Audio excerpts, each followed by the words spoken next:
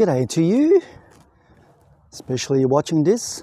I appreciate you spending your time with me. My name is George, and I'm presenting to you the 26th of May 2026 edition of Message of Hope. And today, like some of my episodes, I'm going back to a blast from the past. Let's hear it. As far back as June 2011. The place is Gastonia, North Carolina, in America, of course. It turns out a 59-year-old man named Richard Feron walks into an RBC bank and approaches the teller and hands over a note.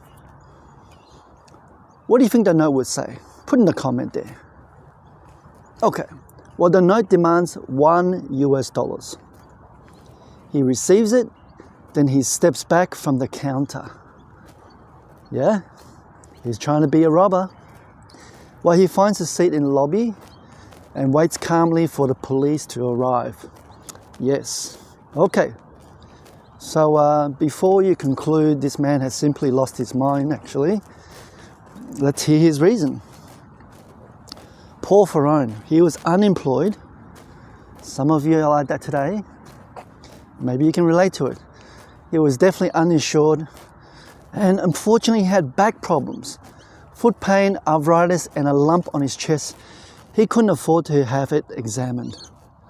Yeah, sounds like he had a really tough time, isn't it? Now, he had done the maths on his head about his options, and he came to a conclusion that the only way he could assess medical treatment was to get himself arrested. It reminds me of people who have opted for bankruptcy. Now, actually, bankruptcy is not the end of the world. Now, a lot of people try to avoid it, and I can understand.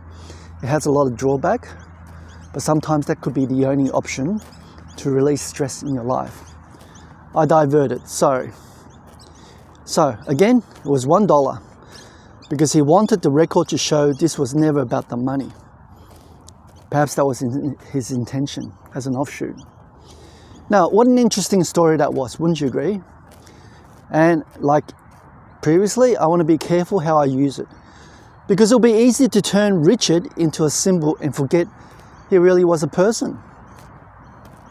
That is, a 59-year-old man with a lump on his chest, sitting quietly in the bank lobby, waiting for handcuffs. What was he thinking? Because that felt like his best available option. He must be really down in life. Again, that's not a symbol, that's a man. Now, I've never been in Feron's position. I thank the mighty Lord for that. But I want to say that honestly and not pretend otherwise. But if I can humbly say, I have my own much smaller version of that particular fear. And I think if you're honest, you might recognize it too. That's right. Well, I spent a period of time working in Singapore. I went there by myself, didn't know anybody there really. And I was renting, no family nearby. Yeah, my relatives were back home, my siblings. So it's not like it was a short drive, come back home, right? Anyway, it was my choice. I'm glad I did it. And I remember the feeling though. It wasn't constant, but yeah, it was there. That job security was a fiction that I had agreed to believe in, right? I didn't have any residential status except for a worker's permit. Now, that position exceeded someone else's discretion and could be revised without much notice, right? Employer could give you a letter saying, sorry, we don't need you anymore. Heck, even taking a sick day felt like a calculation to me. The whole hassle of it, the exposure. What it might signal to the wrong person at the wrong moment too. Now, to be frank, I wasn't going hungry. I wasn't facing what Feron faced, but I understood in a quiet way what it feels like to have no net, no security safety net. To run the mental arithmetic of what happens if this goes wrong, and there's nobody here to catch me. But I guess the fallback is I can always go back home, right? No shame in that. So thank God nothing serious went wrong. But the feeling itself, I definitely still remember today because it was part of my life. And here's what I want to say carefully. That fear, the fear of being a net, without a net, when something goes wrong, it's more widespread than most of us would admit to it. I mean, you don't have to be unemployed and uninsured for that fear to visit in your mind. Sometimes it arrives as a dental bill. Are you ready for another story? But before that, if you're finding these videos are really helpful, please do me a favor, just help the algorithm a little bit more. Share the video, give it a thumbs up, and don't forget to subscribe to this channel. Thank you so much. All right, well, a colleague of mine, he was a property salesperson just like me, mentioned once that he had dental work that needed doing. The way he was described, he sounded very painful. I think it was some wisdom tooth, if I got it correctly remembered. So to him, it wasn't an option, right? Teeth don't negotiate to you when they're rotting away. So he got it done, and afterward, I watched him carry the weight of it quietly, stressed in a way that was hard to miss, because needing to sell more apartments just to make up the commissions that had gone into his mouth, the dental work. I don't judge him. He was a nice guy. I don't know his full situation, and it's not my place to. But it did unsettle me a little bit, not because I judge him, because I recognized the fragility of it all. Yeah? One unplanned health cost that's quietly reorganizing his entire life around paying it. Yeah. Sure, it wasn't dramatic. There was no police arrest. It's just a man working hard for months because there's no buffer for the unexpected. And Feron's story is dramatic though. My colleagues isn't. But they're pointing at the same gap, correct? Now, there's a conversation about emergency funds and insurance that belongs somewhere. And I've had it on this channel before, many times. But that's not today's conversation. What I'm leading to is this. Today I want to talk about what the church is supposed to be in the face of that gap. What you and I are supposed to be. So have a listen to this. It comes from the book of James, chapter 2. And we're focusing on verses 15 and 16. This is what it says. If a brother or sister is poorly clothed and lacking in daily food, and one of you says to them, "Go in peace, be warm and filled," without giving them the things needed for the body, what good is that? So 2 words I want to stay with. One of you.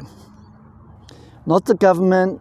It's not focusing on a program. It didn't talk about policy position, right? No. Not a stronger word opinion about someone else should be doing with their resources. No. It says one of you.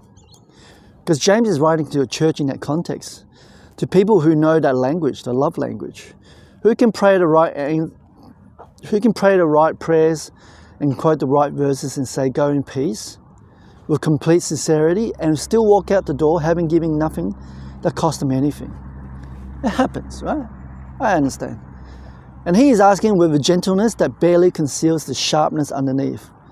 What exactly is the good of that? Yes. Because words without action, quite often, that is the warmth without the weight. And peace pronounced over a need that is still sitting there uncovered when the sentence ends. I want to be clear about what James is not saying. He's not saying any complex systematic problems that's got simple individual solutions. I don't think he's saying that. He's not even saying one person Saturday morning fixes a broken healthcare system. No. Again, he's saying one of you. And that one is not a category, but a person, yeah, real human being. Possibly be you and possibly be me. Now, I'll make it no secret, I volunteer at a community food program. I won't name the organization, but I help with the cooking, preparation, and the distribution of food. And I want to tell you what I actually see there.